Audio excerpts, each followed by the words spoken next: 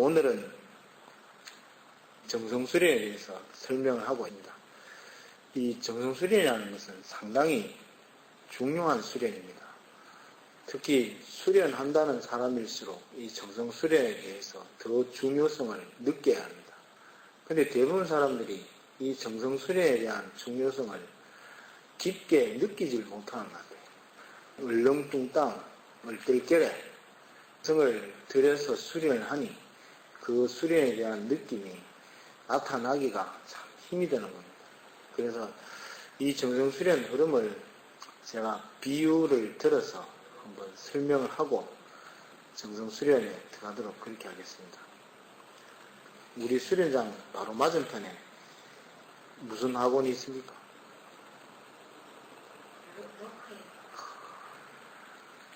노크엔 영어학원이 있습니다. 그 원장이 하루는 10돈짜리 금을 가지고 거북이를 만들었다는 거예요. 거북이를 자기 사무실에 두었는데 아이들이 전국 수속도 하고 우리가 다 잘 됐다는 거예요. 그래서 아이 10명한테 그 금덩어리를 내일 7시에서 가져가라. 나는 지방 출장을 가기 때문에 어떻게 못하겠다. 이래 된 거예요. 아침에 출근을 해서 딱 들어오니까 아이들이 문 앞에 소복이 모여 있는 거예요. 그래, 너희들 왜 안 들어가고 있느냐? 이러니까는 지금 들어갈래야 들어갈 수가 없다는 거예요. 그래, 왜 못 들어가는데 이러니까 열쇠가 없다는 거예요. 열어보고 땡겨보고 막 다 찾아보지만은 아무도 못 찾았어. 근데 어떻게 하면 그 아이들이 그 금덩어리를 가져올 수 있겠냐는 겁니다. 조선생님, 어떻게 하면 금덩어리를 안에 들어가면 금덩어리가 있죠. 있죠? 문을 좀 봐야 조선생님께서는 문을 빠야겠다. 우리 손여사님께서는 모른다 표현하셨고 조여사님께서는 그래서 그 열쇠 부른 아저씨를 불렀는데 주인이 입회가 하지 않은 상태에서 미성년자에게는 열쇠를 열어줄 수 없다 이래 된 거예요. 그리고 또 한 분은 119에 전화하면 열어줄 것이다 이래가 전화를 했는데 119는 현관문이나 기타 그런 문은 안 열어준다고 합니다. 어떻게 하면 문을 열겠어요?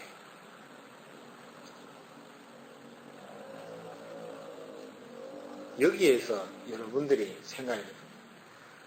로크앤 선생님한테 전화를 하면 됩니다. 아시겠죠? 7시에 오라 했으면 열쇠를 어딘가에 두었을 거 아닙니까? 그죠? 한 아이가 원장 선생님 열쇠가 없어 못 들어갑니다. 이렇게 하니까 걔한테 일러주는 거예요. 지금 4층 옥상에 올라가면 이제 좌측에 보면 그 사다리가 있는데 그 사다리를 올라가서 그 위쪽 라인을 쫙 따라가 한 바퀴 돌고 나면은 거기에서 다시 사다리를 내려와서 오른쪽으로 들어가다 보면 에어컨이 있는데 그것도 세 번째 에어컨 밑에 그 안에 열쇠가 들었다는 거예요. 이제 그걸 알았다 이 말이죠. 그러면 누가 들어가겠어요?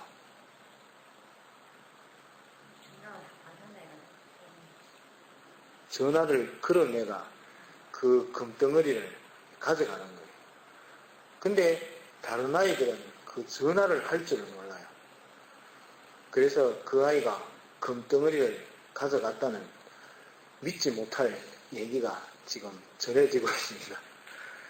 근데 우리가 여기에서 이게 아주 깊게 이 얘기를 생각해야 돼요. 지금 제가 한 얘기는 인위적으로 비유를 들기 위해서 지어낸 얘기지만 지금 그 금덩어리가 지금 내 자성에, 내 본성에, 또 내 안에 들어있습니다. 이거를 찾고 느끼기만 하면 나의 생활이 얼마나 풍요해지고 기쁨에 가득 차게 되는데 지금 이거를 못 찾고 있는 거예요. 그러니 그 정성을, 그 열쇠를 찾는 방법을 가르쳐 주고 있는데 그 방법에 정성이 또 안 들어가는 거예요. 오로지 그냥 문 앞에서만 문고리를 잡고 열리기만 바라고 있는 거예요. 그게 열리나 하는 거예요. 절대 요행으로서는 열리지 않습니다. 우리 조선님께서 아까 뽀사분다 했는데 그게 뽀사 진학하는 거예요. 막연하게 그 문을 열 거라고 생각하지만 그 문은 열리지 않아요. 여는 방법은 열쇠를 가진 사람한테 내가 가지고 있는 정신과 내가 가지고 있는 정성과 딱 집중시켜서 그거를 진짜로 들어서 기억할 때에 어찌합니까? 그 열쇠를 찾아서 문을 열 수가 있는 거예요. 지금 여러분들이 내면으로 들어가는 문 앞에 서서만 수련을 하고 있는 거예요. 방황을 하고 있다니까요. 그러니까 내면으로 들어가지를 못하고 그 앞에서만 막연하게만 문고리를 잡고 쥐고 있는 거예요. 그러니 그 안에 들어가지를 못하는 거예요. 어떻게 해야 되겠어요? 지금 여러분들이 내 안의 자성과 내 안의 본성과 내 안의 이 광명을 찾고 얻으려고 하는데 그거를 들어가려면 바로 사범의 말에 귀를 기울여야 합니다. 내가 명문호흡을 가르치면 그 명문호흡을 집중해야 한다니까요. 문고리만 쥐고 있어가 될 일이 아니다니까요. 문에 집착해가지고 문칸만 더듬어가 될 일이 아니라니까요. 그 사범에게서 열쇠가 어디 있다는 것을 집중해서 듣는 거예요. 그 열쇠를 찾기 위해서 그 문이 아니라 열쇠를 찾기 위한 행위를 따라가야 돼요. 아시겠습니까? 그 친구가 좌측에 사다리를 타고 올라가서 한 바퀴 돌아서 내려가서 에어컨 3개, 4개 너머에 있다라고 했을 때 그거를 따를 때에만이 그 문을 열 수 있다니까요. 지금 여러분들에게 대명유통, 소주천, 그 다음에 명문호흡, 그 다음에 기타 운기법들을 가르치고 있어요. 이걸 근성으로 들어서는 안 돼요. 지금 그 사다리를 안 올라가면 그 열쇠의 찾음이 없는 겁니다. 거기에서 근성으로 얼떨결에 한마디를 탁 들었다 이 말이에요. 사다리만 타면 된다 생각해요. 맨날 사다리만 탄다고 해서 그 열쇠가 나오겠어요. 사다리를 타고 그 옥상에 라인을 한 바퀴 돌아라 했을 때 그걸 돌아야 하는 거예요. 지금 여러분들이 내 자성의 본성으로 들어가는데 그 대맥과 소주청과 그 다음에 운기와 명문호흡을 얘기했으면 여러분들은 바로 본성과 그 금덩어리, 아까 노크엔 원장이 금덩어리를 놔뒀다 할 때 금덩어리를 생각하는 게 아니에요. 오로지 대맥과 소주천, 다시 말하면 그 아이가 라인을 따라서 열쇠를 찾는 것처럼 대맥과 소주천, 이 흐름을 유통하고 운기하다 보면 찾아지는 것이 바로 문만 열리면 금덩어리는 그냥 찾아지는 거예요.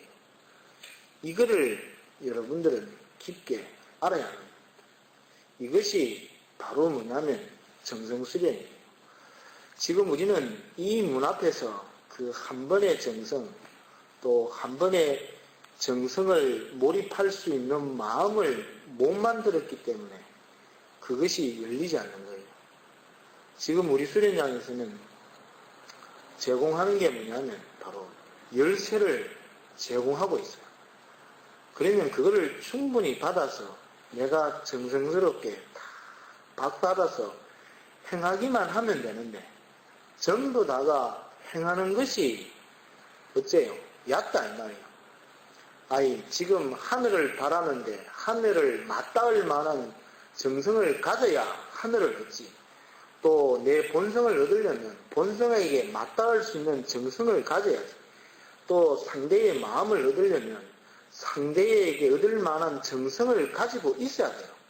내가 시험에 합격을 하려면 시험에 합격할 만한 노력과 정성이 있어야 되는데 전부 다 이 정성과 이것은 없고 전부 다가 나는 누구보다도 행운이다. 누구보다도 운이 좋으니까 잘 될 것이다는 생각만 하는 거예요.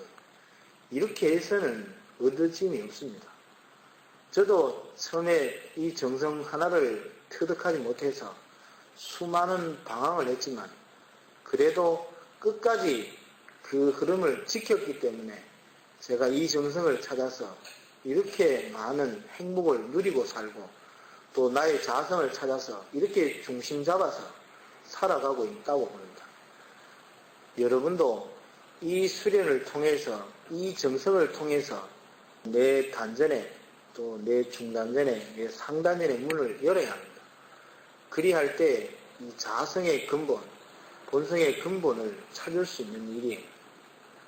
그래서 정성 수련 하나하나 할 때 대상이 하는 게 아니라 자신을 느끼는, 자신을 아는 것이고 자신을 보는 것이라니까.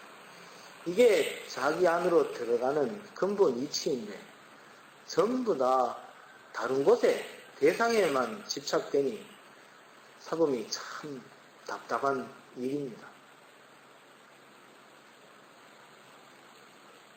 아시겠지? 그래서 이번 21일 정성수련을 내 몸 안에 있는 자성, 근본을 한번 찾아보겠다는 그러한 마음에서 11일부터 해서 31일까지 21일 동안 지극정성으로 수련을 할 수 있도록 그렇게 하십시오.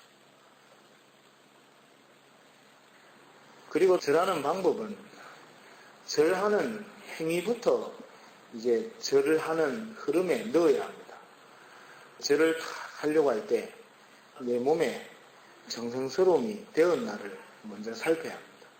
뭐 속옷 바람을 한다든지 또 아니면 그냥 대충 입은 걸로 한다든지 이럴 때 안에 정성 자체가 배이지 않는 거예요.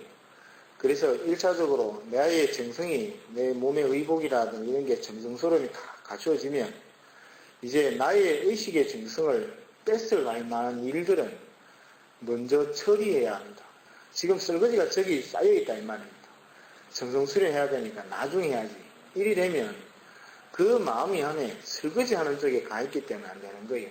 그럴 때는 먼저 설거지를 다 하고 그러고 나서 하고 남편이 지금 올 시간인데 내가 정성 수련을 해야 돼 드릴 때 아이한테 내가 지금 정성 수련을 하는데 너희 아버지가 오면 문을 좀 열어주렴 이렇게 얘기하고 나서 얘가 정성 수련 들어가야 합니다. 그리고 또 집안의 식구들이 시끄럽게 할 때에 내가 먼저 양해를 구해야 합니다. 그 집안의 분위기라든가 이런 것들을 정리정돈 안정되게 만들고 난 다음에 이제 어느 한 방을 택해서 이제 정성 수련에 들어가는 겁니다. 그 방의 구조라든가 그 방의 형태가 가장 편안하게 주는 방향이 있어요. 그 방향을 택해서 절을 해가는 겁니다. 이제 절을 하다가 보면 보통 눈을 뜨고 절을 하시는데 눈을 감고 하는 게 좋습니다. 눈을 감고 하게 되면 나타나는 현상이 뭐냐면 내가 지금 앞으로 똑바로 보고 있는데 자꾸 하다 보면 삐뚤게 돌아갑니다. 어떤 쪽에 보면 뭐 90도까지 돌아가는 경우도 있고 이렇게 돌아가는 것은 두 가지 때문에 그래요. 그 첫째가 뭐냐면 내 몸에 골격이 바르지 않을 때에 이제 몸이 자꾸 이제 낮은 쪽으로 돌아가게 됩니다. 그 경우가 하나 있고 두 번째는 그 나침판이 N극과 S극 이게 동서남북을 가려내는 것처럼 기맥에 의해서 내 몸이 나침판의 침처럼 움직이면서 몸이 이렇게 돌아가는 경우가 있어요. 그래서 절 수련할 때 뭐 굳이 몸이 돌아간다고 해서 그걸 바루어야 된다라고는 생각을 안 하셔도 됩니다. 그냥 돌아가는 대로 그대로 따라서 하시기만 하면 되고요. 그 다음에 이제 절은 꼭 불교에서 하는 절보다는 이제 저희 수련장에서 얘기해주는 절을 행하는 것이 훨씬 한 마음을 모으는데 또 한 느낌을 다스리는데 도움이 많이 됩니다. 또 절 수련은 숫자를 채우는 절이 있고 또 숫자를 채우지 않는 절이 있고 또 숫자를 버리는 절이 있습니다. 근데 이번에는 요 기존에 있는 분들은 숫자를 세리지 않는 절을 하게 됩니다. 그냥 10번이든 100번이든 200번이든 간에 그냥 내가 정성 수련을 한다는 마음, 정성이 들어갔다라고 생각이 되는 마음으로 이제 절을 하시면 되십니다. 그리고 요번에는 이제 시행을 안 하겠습니다만은 다음 정성 수련부터는 이 세모와 네모와 동그라미를 병행해서 체크를 하도록 그렇게 하겠습니다. 자기가 생각할 때 오늘 참 내가 절수련을 했는데 진짜 내가 정성이 들어갔다라고 생각이 들면 동그라미를 치시고 그냥 막 절을 하는데 정성이 들어가다 말다 이런 생각이 드는 절을 했다면 네모를 치시고 그 다음에 절하기에 급급했다 할 때는 세모를 치십니다. 그래서 자기 스스로가 거기에 대한 어떤 동그라미와 네모와 세모를 통해서 자기 자신의 정성을 확인하는 그러한 흐름을 가지려고 합니다. 근데 왜 이걸 하느냐? 이거는 여러분이 사범에게 보여주기 위한 절을 할 필요 없습니다. 이 절은 누구냐면 자기 자신에게 자기 자신으로 돌아가는 절이에요. 자기 자신을 보는 절이고요. 또 자기 자신을 느끼는 절이기 때문에 자기 자신한테 체크하고 자기 자신한테 반성을 해야 되는데 이거를 사범한테 보이기 위해서 또 아니면은 뭐 능히 어떻게 생각할까 싶어서 이렇게 체크하고 본다는 것은 이건 또한 관념의 살에 쌓여서 자기 자신이 갇혀있는 경우와 같은 겁니다. 그래서 이 흐름을 병행해서 다음 달 정성 수련할 때는 같이 한번 해볼 생각입니다. 아시겠지? 그래서 지금부터 이제 절 수련을 제가 시범을 보여드리겠습니다.